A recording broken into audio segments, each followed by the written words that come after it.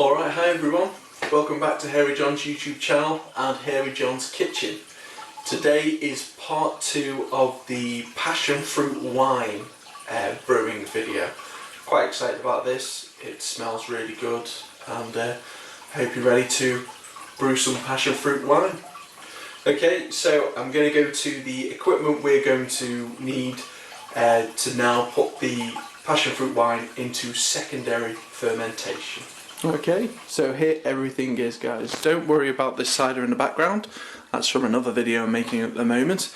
But here is the passion fruit wine that we brewed about a week ago now.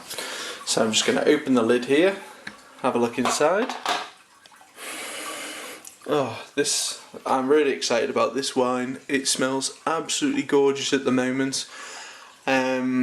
And I'm feeling very confident that this is going to make a superb wine. So actually looks pretty cool as well. So right, so yes, so we've got our wine or must, whatever you want to call it, from last week in primary fermentation. We're obviously going to put this into the half a gallon Demijohn. So this is going to make about 3 bottles of wine. Everything has been cleaned and sterilised. That's very important. I'm going to usually use another bucket and then use the draining bag in the bucket and then strain it into this the Demijohn afterwards. This week, just because all my buckets are in use at the moment, I'm going to use the funnel here. Then I'm going to balance this strainer on top, and then I'm going to put a draining bag that I've got on the draining board into this drainer so it catches all the fruit that comes through, and I should be able to transfer it straight into this half gallon Demijohn. But it's a lot more sensible if you have another bucket hanging around, transfer this juice into another bucket and then into the Demijohn, but this should work absolutely fine. And also, guys, don't forget your airlock. You're going to need one of these. Okay, so yeah, so this is how I'm going to do it. So don't worry, this straining bag is well used with cider and wine, but it has been sterilised and cleaned in hot water as well. So it's going to be absolutely hygienic to use for this wine preparation. So I'm going to try and put the camera up somewhere where you can kind of see me struggle to pour the wine or the must into this straining bag and for it to go into the Demijohn. So wish me luck. Alright, fingers crossed this works. Let's give it a go.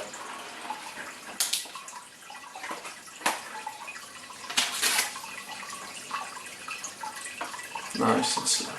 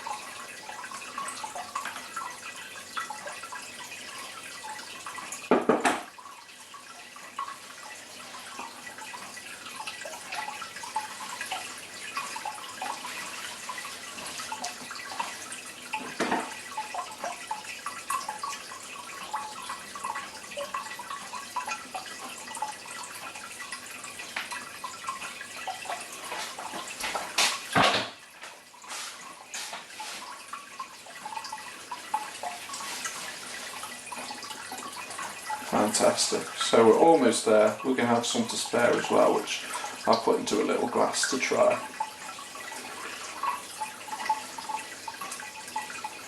Yep.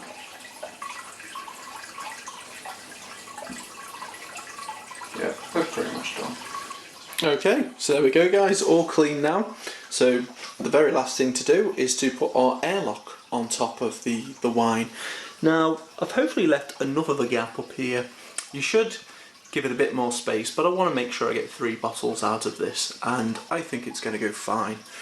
So make sure you've sterilised your airlock and you've put sterilised or distilled water into the actual airlock itself, and that, I will correct that, I will straighten it up, sorry.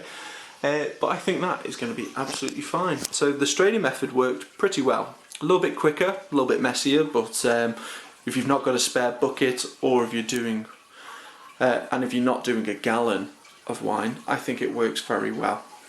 Alright, so I'll come back to this in about an hour's time, and we will see these bubbles and make sure that the fermentation at the top is not too aggressive that we need to take some wine out.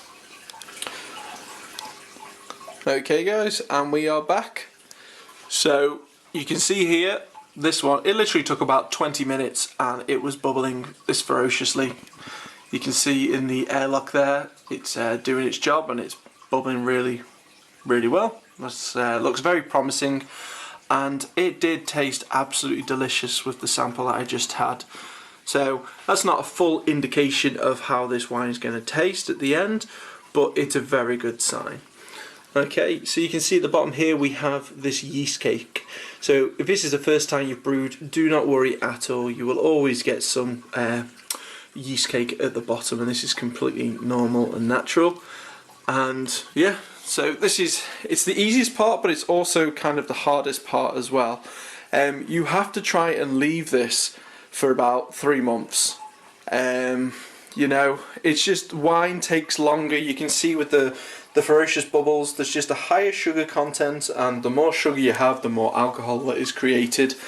And yeah, it just takes longer, but the longer you leave it, you know, the better it's going to taste. You know, 3 months, take it out of this Demijohn and put it into bottles, and then if you can still resist it for like another few months, I've left it a year now, it only gets better.